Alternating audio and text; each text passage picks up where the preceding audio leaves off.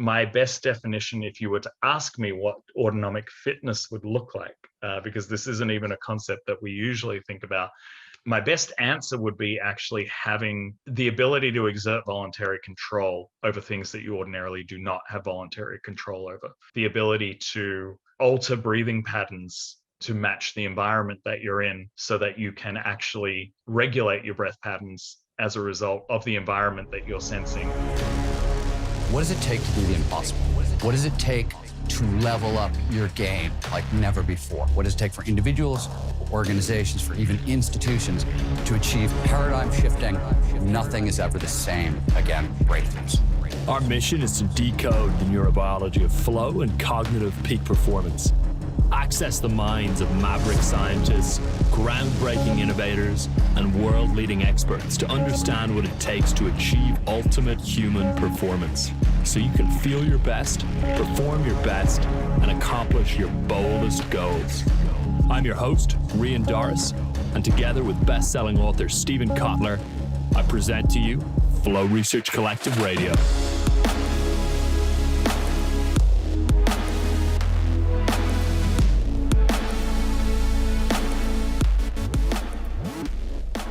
Dr. David Putrino, welcome to Flow Research Collective Radio. Really great to have you here.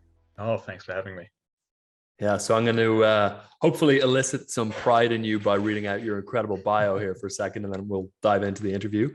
So, David, you are a physical therapist with a PhD in neuroscience, having studied computational neuroscience at Harvard Medical School, MIT, and NYU.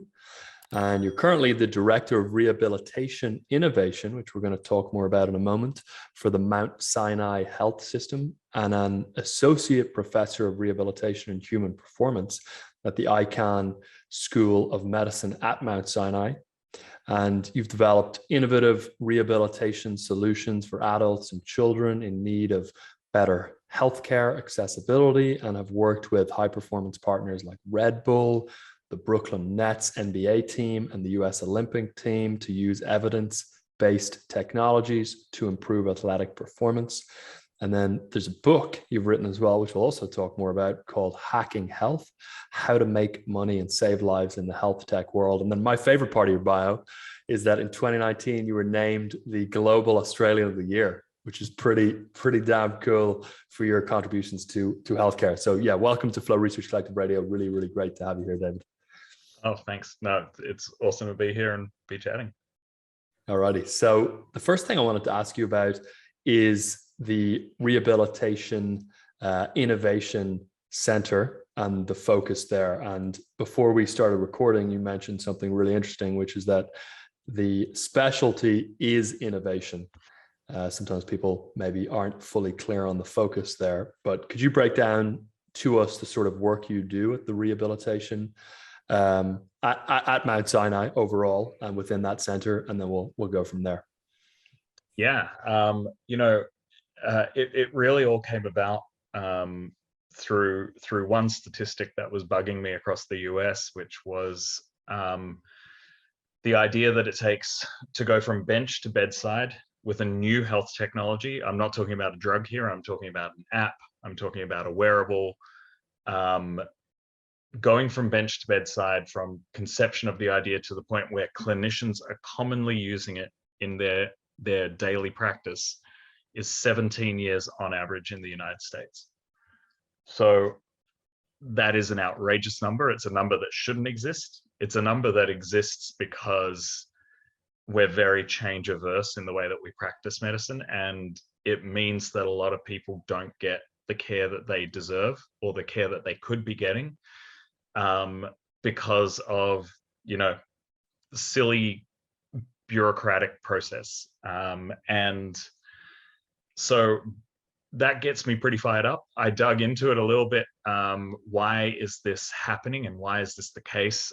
Lots of people like to blame the FDA, like they go straight to regulatory. They're like, oh, it takes so long. But I started to realize, regulatory issues are issues, and necessarily the government has structure around what you can and can't do and what you can and can't call a medical device, which is reasonable. But some of the biggest issues I was seeing was amongst my own people. It was the academic medical centers that were slowing things down. They would, cause companies to die in many different ways. Most notably, we call it death by pilot, where a company would, show up to a hospital with a really cool device, and the hospital would say, great, but we need to do a clinical trial. Then they spend the money to do a clinical trial, and then the hospital says, yeah, well, the clinical trial worked, but we're still not so convinced, so we're not going to do it. And what we started to notice was most companies in their lifespan would just bounce from clinical trial to clinical trial, and then just die, run out of money, they don't have any clients, and off they go. So we wanted to create this division of rehabilitation innovation where we said, it's our job to shrink that number. It's our job to get a company in the door, run a clinical trial if they need a clinical trial. But at the end of that clinical trial, if we like what we see, if the data really speaks for themselves, we implement the technology. No messing about, just straight into implementation. We become a client of the company. And then the idea is that hopefully we can promote some change within the health system and say, well, we're using the technology and our patients are loving it and it's making money, and and insurance is paying for it, and all of these different things, which then accelerates the path of the technology forward to the point where so many more people are using it. And I'm fortunate to be at a place like Mount Sinai because it's a big health system. So if you get one of those, on the list of your client list, that's a big deal for a small startup, and that can generate enough income for them to move to the next phase of their process as a startup. So that was how we started. The initiative kind of went quite well. We started off with a single clinical research center that turned into a research center and a clinic, and then that turned into another research center and another clinic and another and another. So we now have 3 different hybrid academic clinical centers within Mount Sinai. One deals with high performance athletes, one deals with kids and pediatrics, and the other deals with adults with neurological conditions. Amazing. So you guys are really accelerating the validation of the safety and efficacy and kind of providing an authority transfer role to these technologies. Is that, am I tracking that correctly? Yeah, absolutely. And then also some pragmatic stuff.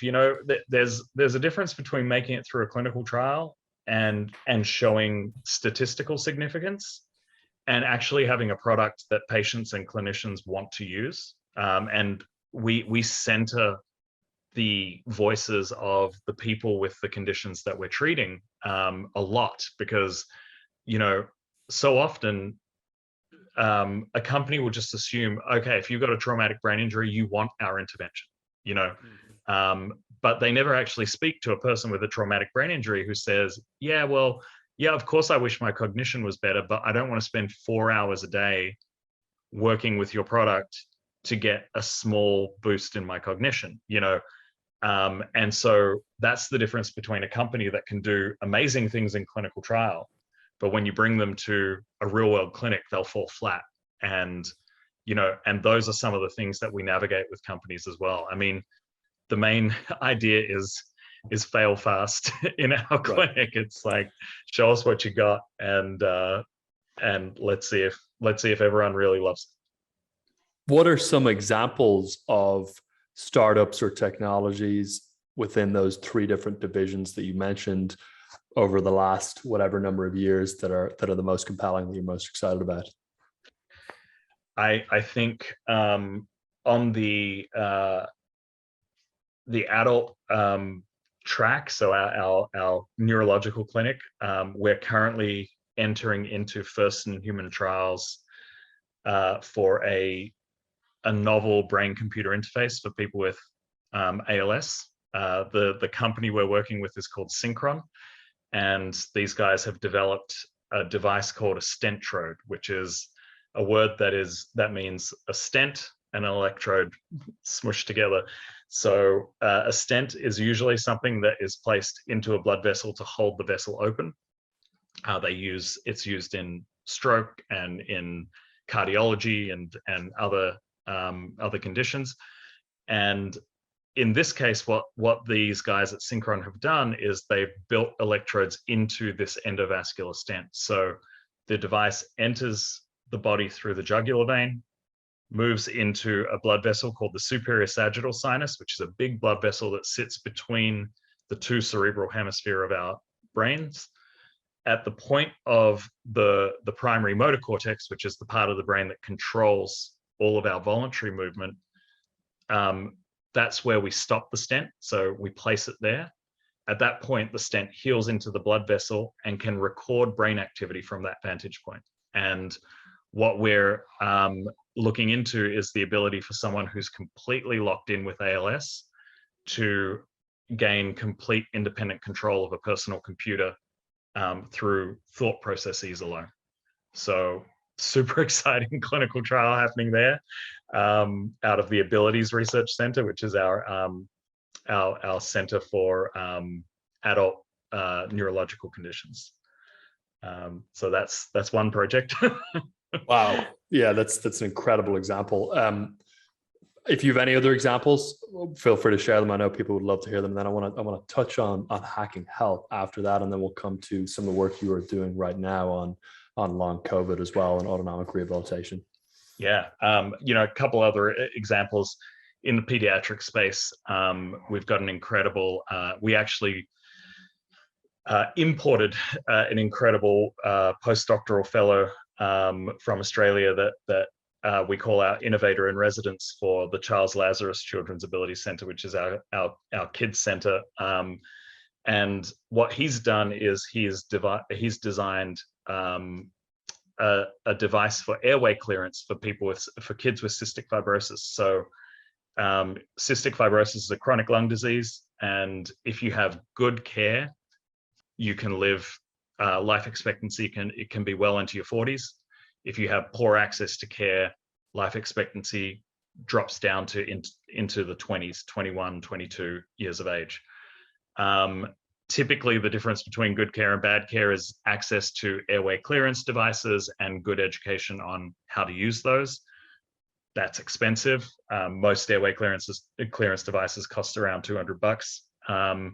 So Dr. Jamie Wood, who's joined our team, developed a device that costs about $2, which, because it's such low cost, we're giving it away for free to developing countries, and just teaching local therapists how to implement the device, get the kids using airway clearance technology, and hopefully living longer and healthier lives. And that technology has gone from bench to bedside in 3 years. So it's something that we've been really excited to see go from a basic concept to a clinical use case in a 3-year time span. So super excited about that project as well. Amazing. And I'm going to suggest people go to putrinolab.net, and you've got a page there of current projects. Is that the best place to go deeper on some of the current pieces? Yeah, that's actually an old website, but they can also Google the Abilities Research Center and the Charles Lazarus Children's Ability Center to get a sense of what's most up to date. The Putrino Lab website was kind of something that we threw up when we were sort of still hustling between different institutions and so on and so forth, but we wanted people to see the work. But it's still great, and love that it's there. Got it. Yeah, that's great.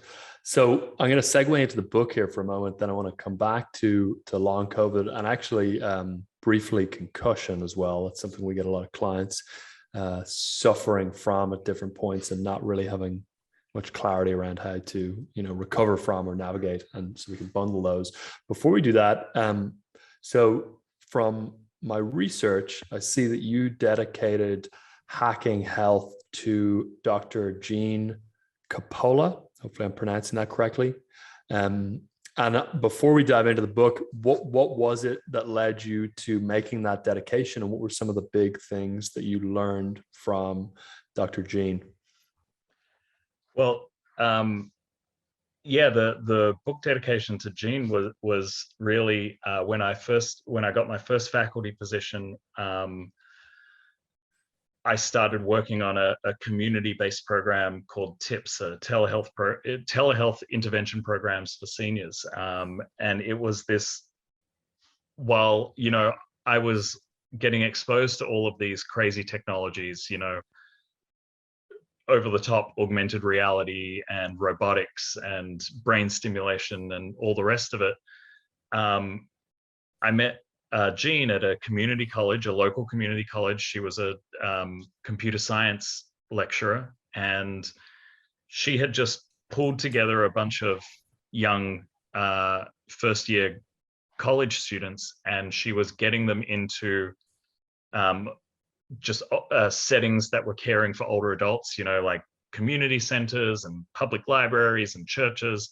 And she was just getting them to take blood pressure and take their vitals and chat with the older adults. And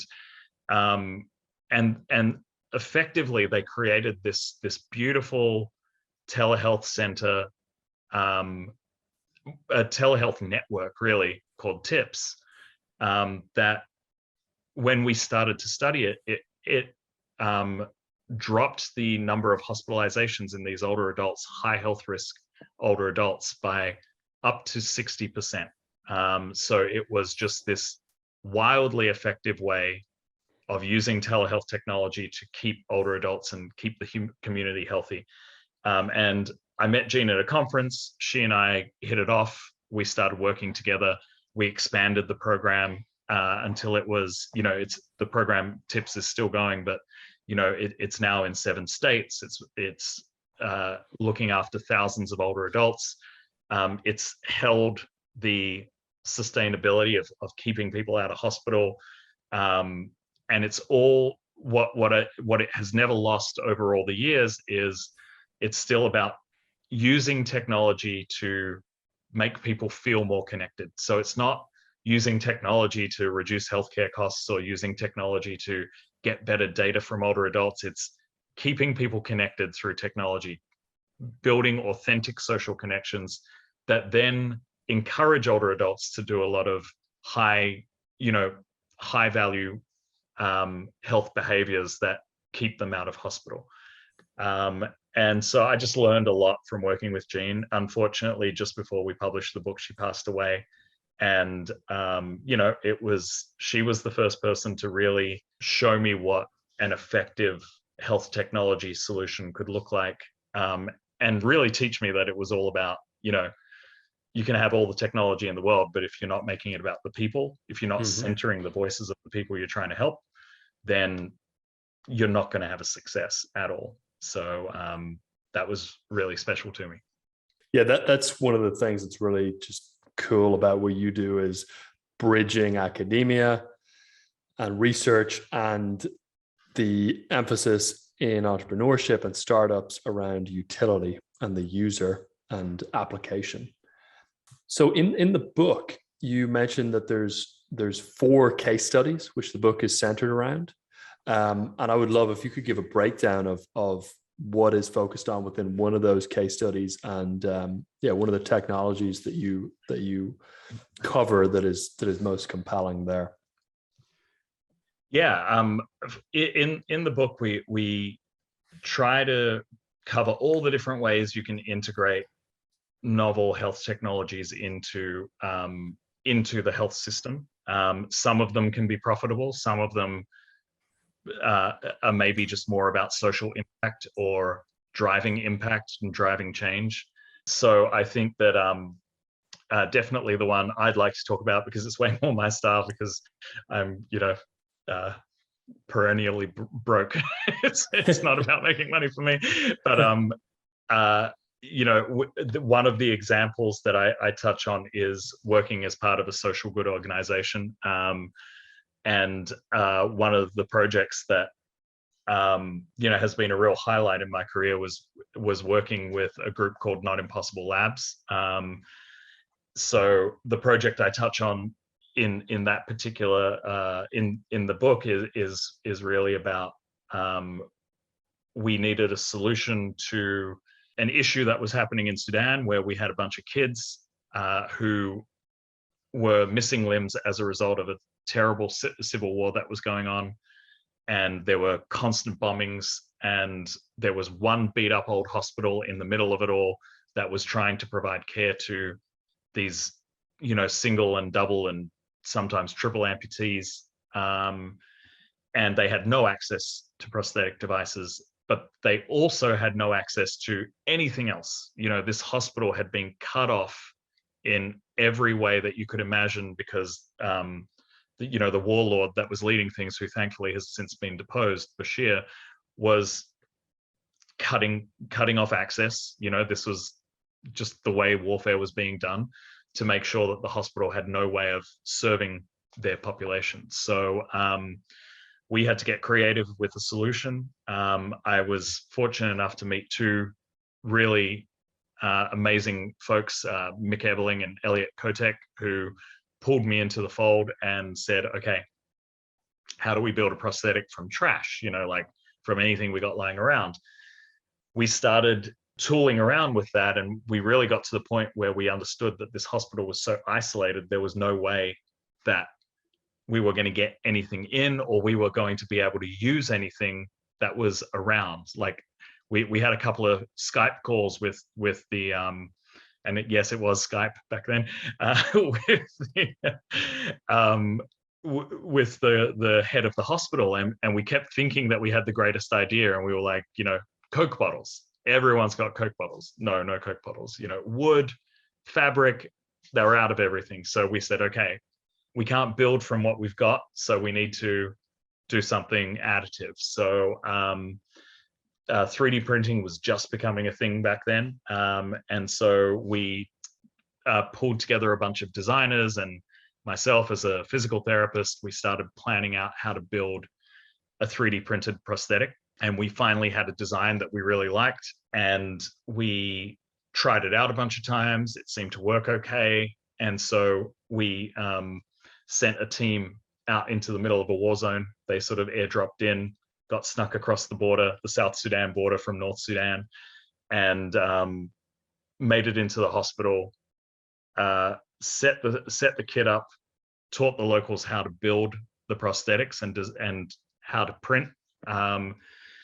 And within about a week and a half of being there, the kid who kicked all of this off, this young boy named Daniel, who had been picked up by a Time magazine reporter, showed up to the hospital, tried on his 2 prosthetics, and fed himself for the first time in 3 years with his new prosthetics, which is pretty awesome. Then the community came in, learned how to build, and started building 1 prosthetic a week for one patient. And that was an incredible project. What was especially amazing from that project, you know, was that we took, you know, those plans that we initially made, we threw them on, at the time, it was called the Thingiverse for all the projects that you would put on a MakerBot platform. And we, you know, everything being open source, like the community came around and built way better prosthetics, you know, like, but everyone sort of harkened back to that one design that we put up on open source and said this was the inspiration. And now, you know, there's companies that do 3D printed prosthetics and make a good living of it. But it was one of the first designs out there, first designs available. And it just showed how when you do this sort of crisis-based innovation, and you create something and you don't worry about money, you just put it out there, it can give people permission to do more. And then suddenly you can sort of spark a bit of a movement. And so that's a favorite project of mine, just because of the level of seeing Daniel feed himself was one thing, but seeing 100,000 prosthetics made with this core design was, you know, quite another, and that was quite cool. Oh, that's amazing, David. Thank you for that breakdown. It's phenomenal. So our focus at Flow Research Collective is peak performance and flow. Two things that I know a lot of our clients are hampered by when it comes to optimal cognitive performance and thus flow are long COVID. More and more people, obviously, as you know in your research, have been suffering with long COVID. And I think a lot of people who are listening to this, either are concerned about getting long COVID themselves, or maybe know someone who has had it. And then concussion is another big one. So what I would love to do is to hear a breakdown from you, given that you are an expert in autonomic rehabilitation, as to what you recommend to people, firstly, who have suffered from concussion, maybe in the past, and it's distorted their mood or cognitive performance, and then afterwards we'll go to long COVID with a similar question. But let's start with concussion. Yeah, absolutely. And they're eerily similar for sure. But I mean, I think one of the first things, and if anyone listening takes anything away from this, when it comes to concussion, we need to move right away from this idea of, oh, you took a hit to the head, sit in a dark room, don't speak to anyone, completely go into hibernation for 2 weeks. Somehow that is still advice that is being thrown out there, and that sort of advice needs to go. We're well beyond that now, and what we need to do is think about activity as tolerated from day one, to make sure that we don't cause any additional issues. But that's a pet peeve that I had to get out the way early when we talk about concussion. Where did that come from, David? Sorry, that sort of myth, so to speak. I think that it was kind of the overabundant. It's an evolution of this overabundance of caution of, like, if you take a hit to the head and you're concussed, of course you could have a brain bleed. And so then you're going to be photophobic. You're going to be, going into all sorts of serious medical consequences as a result of a brain bleed. And we need to get you to the hospital, get a CT scan, and do a surgery if indicated to relieve the pressure on your brain. And so I think early on people said, well, okay, if you've taken a hit to the head, you need to stay in a dark room because you don't want to stimulate any of those terrible symptoms that could come from a brain injury. Whereas, well, if you're that sick, you should be in the hospital immediately getting a CT scan. You shouldn't be sitting in a dark room hiding from it. And if you're not that sick, then a different set of rules apply. And so when we talk about concussion, a different set of rules are applying. And so we should just throw away that old-fashioned, sit in a dark room and hide from the world. Now, as I said, I need to temper that with activity is tolerated, because anyone who has had a concussion will attest to the fact that, the first few hours to even days after a concussion sometimes can be really rough.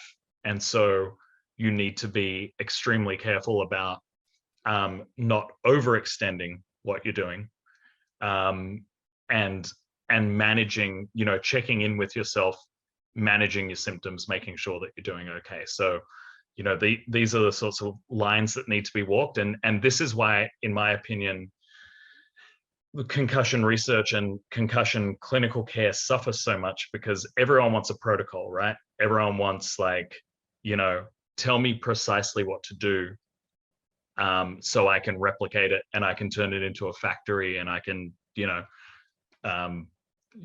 sell it as a pipeline. But concussion doesn't work that way. What you need to do is, we need personalized care. And I mean, across the board, we need personalized care, but there are certain conditions, concussion, long COVID, where you need to be even more focused on treating the person in front of you, hearing what they're saying. I mean, when it comes to a concussion, you're going to have different symptoms based on which part of your brain got hit, you know, and often that's not even considered by a treating professional. You rarely even, you know, often when you go to a clinic, I hit my head, well, tell me what happened.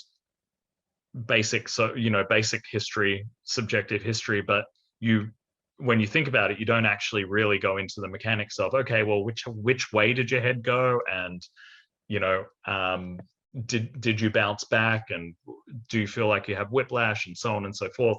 These things kind of get left out of the examination. So when we're dealing with a concussion, we try to be as objective as possible.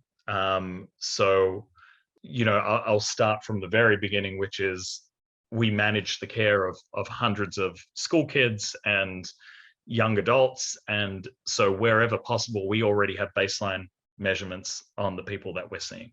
So we understand what is normal for them. Because there's nothing more frustrating, especially for a high performance athlete, when they sustain a concussion and they come to me and they say, I'm concussed and I'm not thinking the way I used to. And you send them to a neuropsychologist to get a full cognitive battery. And the neuropsychologist says, well, yeah, they're scoring, you know, they're scoring within normal limits. And the athlete says, you know, well, I'm usually above average. Like I'm not within normal limits. You know, I'm a high performance athlete. And you see the neuropsychologist writing down, okay, narcissist. And, you know, and I'm sitting there going, no, like this is the, you know, best fencer in the world. Like he's probably pretty smart. And he probably should not be scoring normal in reaction time and, you know, executive function. He's probably meant to be way up here. And so obviously having a baseline mitigates that, because you can say, well, this is where you were before. I don't care what's normal, quote unquote normal. I just care where you were before and where you are now. So in our baselines, of course, we'll do a cognitive battery. We will we'll take measures of autonomic function, depending on the athlete.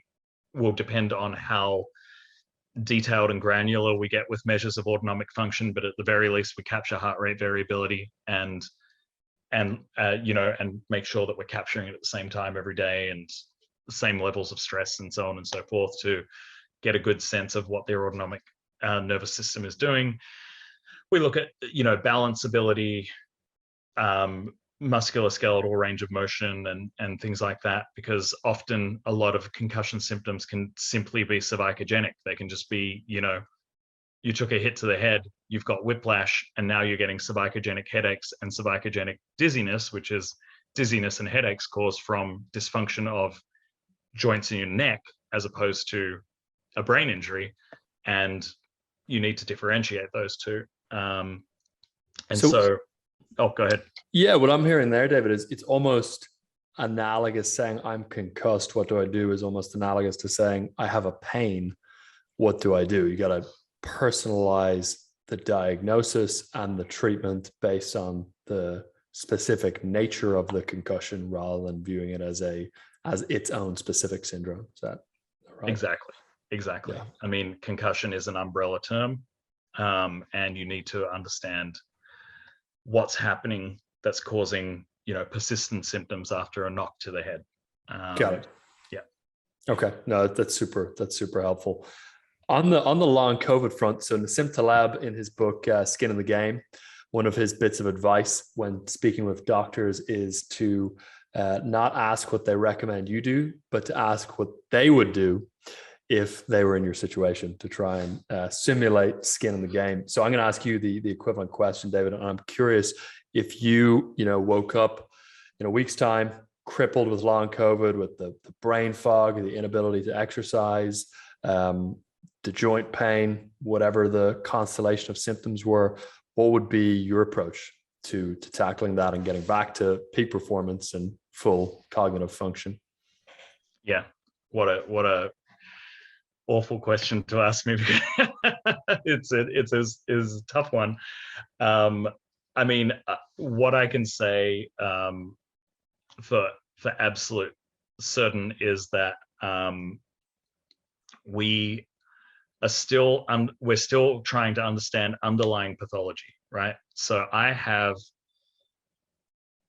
feel I have a good handle on symptomatic control of long COVID, because so many of the long COVID symptoms that we're seeing, as we said, they're analogous to concussion, because I feel like there is a dysautonomia element to what's going on. It's not everything. We're certainly, I can tell you for a fact now, because we're starting to get the research out, but we're seeing signs and symptoms of mitochondrial dysfunction. We're seeing signs and symptoms of autoimmune dysfunction. And we're seeing signs and symptoms of vascular dysfunction with some of the work that many have been reading about from Riccia Pretorius around microclots and so on and so forth. So everything I say here is tempered by, we need to understand what's causing these symptoms, whether it's autoimmune, viral persistence, vascular issues, because that's where the real interventions are going to start happening. But if it were me, the most effective things that I've seen in the short term are certainly these lifestyle alterations for getting dysautonomia symptoms under control, because regardless of anything else, most of our patients have dysautonomia. So dysautonomia is, once again, like concussion, it's an umbrella term, which really defines dysfunction of the autonomic nervous system. The autonomic nervous system is a part of our nervous system that controls all of these things that are just on the back burner in our bodies under autonomous control, just like an autonomous vehicle where you don't need to think about anything. Autonomic nervous system controls your breathing rate, your heart rate, your digestion, sweating, response to stress, anything that you don't need to think about, that your body does automatically to keep us moving and keep us going, is under autonomic control. And it can get quite fine-grained, like we don't think about any of this, but if you go from sitting to standing, your heart needs to do more work to pump up against gravity to get the same amount of blood into your brain. And your autonomic nervous system handles that. It increases your heart rate, it increases stroke volume, and it allows that to occur. Things like a viral infection or a knock to the head, trauma, can knock this thing out of balance, and that's where you get dysautonomia. And we have been seeing so many patients with, very clear-cut symptoms of dysautonomia, and when I say clear-cut, I mean, just in that example I gave, who asked them to go from sitting to standing, and rather than having a 2 or 3 beat per minute increase in their heart rate, we see a 45 beat per minute increase in their heart rate. And they, of course, start to feel dizzy and, and don't know what's happening to them. Their heart feels like it's fluttering in their chest, which makes them think they're having a heart attack. Of course, by the time they go to the cardiologist, everything's within normal limits, that awful phrase once again, and they're told, go home, there's nothing wrong. So, there are a number of strategies that can just calm the autonomic nervous system down right from the outset, and these range from wearing compressive tights around the lower half of your body, so like from waist down, in order to encourage more blood being squeezed back into the chest cavity. This helps to regulate blood pressure and heart rate when you're doing positional changes. Really being passionate about hydration and making sure that you're getting a lot of hydration paired with sodium intake, because so long as it's indicated by your doctor and you don't have blood pressure issues, this is also really helpful in regulating blood pressure. Understanding the impact that autonomic regulation has on different things, like getting into a hot shower can trigger an autonomic attack, because the hot water increases your heart rate. The increase in heart rate switches you over to a sympathetic nervous system state, and all of a sudden you're having a dysautonomia flare. So understanding, okay, when I have a shower now while I'm managing my dysautonomia, start off at a tepid temperature, step in, slowly ramp up the temperature in a way that isn't going to shock my body. Same with meals, making sure, in short, making sure that things are planned and intentional takes a big edge off of symptoms. We've also had good success with breath work. We've worked with a group called Stasis. They developed a breathwork protocol to improve CO2 tolerance and retention, because what we noticed was that people with long COVID, around 70% of people with long COVID are slightly hypocapnic, meaning they have low levels of carbon dioxide. Usually we think of carbon dioxide as a waste product, and we don't realize that it's actually very important for maintaining metabolic balance in our bodies. And so this finding that it's actually low in people with long COVID was really interesting. Even more interesting was the fact that it appears to be low despite people with long COVID having within normal limits or regular respiratory rate. So usually if I see someone with hypocapnia, I'm like, oh, you're panting, you're blowing off too much carbon dioxide. But in this case, comfortably sitting, not apparently breathing in any dysfunctional way, and yet CO2 is low. This tells us something metabolic is going on. This tells us, something like the mitochondrial dysfunction that we're seeing. So mitochondria are the batteries of our cells. They produce energy. And what we've started to see in long COVID is that mitochondrial function is lowered. So our cells are producing less energy. Now, the byproduct of cells producing energy, carbon dioxide. So maybe what we're seeing here with these hypocapnic individuals is that their body isn't producing as much energy as it used to. And so CO2 levels start to drop systemically. So breath work, lifestyle changes, really, really big deal. As you mentioned at the beginning of the question that I've been rambling on for a while now, you said I wake up tomorrow and I've got it. Well, I'm going to take a leaf from the amazing research that Risia Pretorius has been doing out in South Africa, and her and Jaco Labsha, who is also in South Africa and has been seeing hundreds of long COVID patients, have shown fairly good success with early cases, first 6 months of long COVID, working on a medication protocol for anticoagulation and adjusting platelet pathology. So they use 3 medications for general safety reasons. I'm not going to name the medications, but this is published, and so it can be researched, and I named the authors. But they use a triple therapy for addressing platelet pathology and hypercoagulation. And so long as it's applied early, people tend to have a very strong response to it. Now, I don't recommend this lightly. It's non-trivial to jump on an anticoagulation protocol. Like, it comes with many risks, but they're not so risky that we don't give them to every single person who's had, a stent placed after a heart attack. So it's an acceptable level of risk, and I think it's if it were me waking up, that's something that I would be investigating and consulting with my physician on as to whether they thought it was a good idea for me to try out.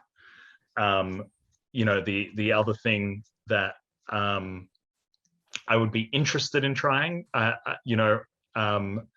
because of my work with folks like Amy Prohl and Saurabh Mahandru, who have been incredible researchers looking into the element of viral persistence in long COVID, the idea that that long COVID symptoms may be occurring as a result of the virus sticking around in the body and not being adequately cleared by the body. I would also be looking into antivirals, things like Paxlovid and others, because I don't think, acyclovir, for instance, has broad antiviral properties. But once again, this would be a conversation with a physician about what they thought. A request for tissue biopsies in particularly symptomatic organ systems. So, for instance, if I'm having very intense GI symptoms as a result of my long COVID, I would ask my gastroenterologist to biopsy and look for viral persistence. And if they see viral persistence, wouldn't it be a good idea to try a COVID targeted antiviral to see if it improves my symptoms? So with all things, just like we were talking about with concussion, I think long COVID, necessarily the diagnosis for long COVID has been broad. And so lots of things come under the umbrella, under the camp of long COVID. And I think what I would do would depend on what I ask my physicians to do and what comes back from those testing to make the next step. But I understand that that's a highly privileged position to take, because we are living in a country right now where millions of patients are being gaslit by their physicians and being told long COVID isn't even real. So take what I just said with a grain of salt, I guess. Thank you, David. That was a phenomenal answer. I appreciate it. And I know it's going to be useful to a lot of folks to at least give the trail that they can start to investigate for themselves. The final question, David, that I would love to ask you is about the concept that we hear a lot about in the peak performance space of autonomic fitness. So if dysautonomia, is one end of that spectrum where the autonomic nervous system is dysfunctional to the degree of, standing up and having heart rate radically elevate, is there such a thing as autonomic fitness to the point where your autonomic nervous system is more well regulated than normal? And if so, what are the mechanisms underlying that, and how autonomically fit can you theoretically become? This is a great question. It's an unanswered question. So I'm definitely going to just be throwing conjecture here. I think, my best definition, if you were to ask me what autonomic fitness would look like, because this isn't even a concept that we usually think about, my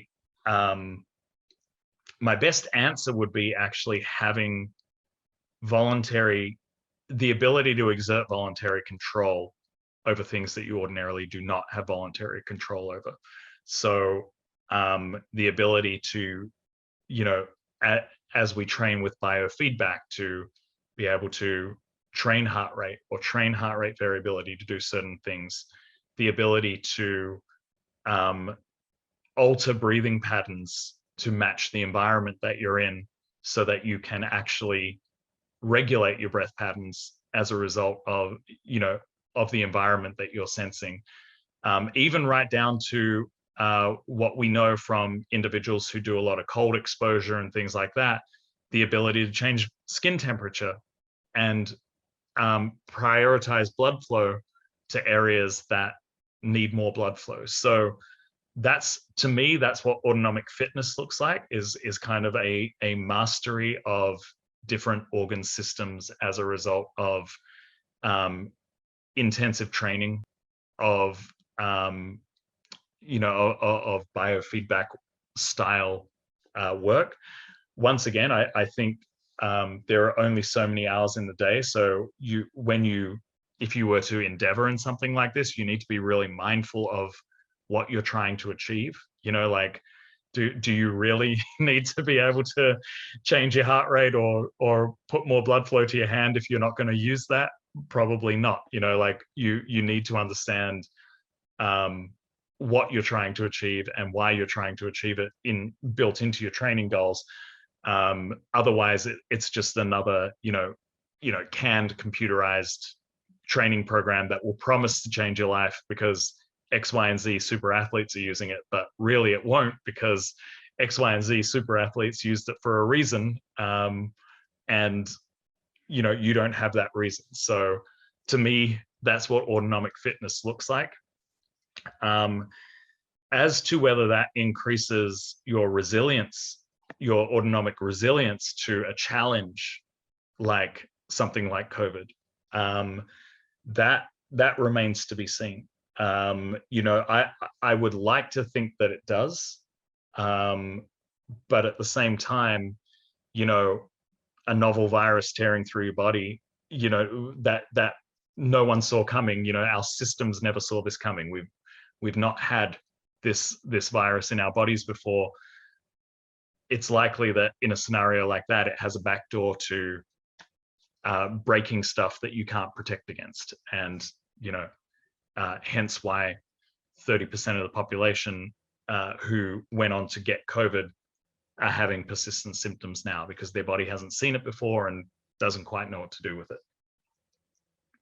I love that description of what autonomic fitness would be around taking the autonomic nervous system, which within the name autonomic suggests, non-controllable, and then making elements of it within one's control. And that being kind of what defines that spectrum of autonomic fitness. What, in your experience, as far as a practice or behavior, is the most effective way to increase that sort of control over your autonomic nervous system? Oh God, this is a no-win answer, because I feel like I'm going to piss off 5 people no matter what I say. I will answer personally, because I do think it is personalized. And I'm not one very much for mindfulness meditation and things like that. I don't do well with them. Whereas I am one who does really well with things like cold exposure and breath work, which I would almost class as active meditation. When you get it to the right, it's moving meditation as opposed to static meditation, but there's still a meditative practice and process to it. So speaking for myself, I find those things more effective, things that like put my body into a state that I have to react to. So I'm doing something, and I can conceptualize what I'm doing, and it's not, am I meditating? Am I not meditating? It's okay, I'm cold, and I'm going to do my breath work, and I'm going to work through this, and that has good evidence behind it to be a great primer for building a strong autonomic nervous system. That works well for me. I think other things would work well for others, depending on personality types and body types and nervous system types, for sure. Got it. Well, thank you so much, David, for sharing all of your expertise and wisdom with us today. And I just want to say thank you on behalf of all of us for all the work you're doing as well. You're doing incredible work in the world. So I appreciate it. And I know a lot of people do as well. So thank you so much for your time and for all that you're doing. No worries. Thanks so much. This has been so much fun. If what you've heard on Flow Research Collective Radio has been helpful, please consider doing us a solid and leaving us a review on Apple Podcasts, Spotify, or wherever you are listening to this. Reviews help us connect to a wider audience so we can get these peak performance principles out to more people.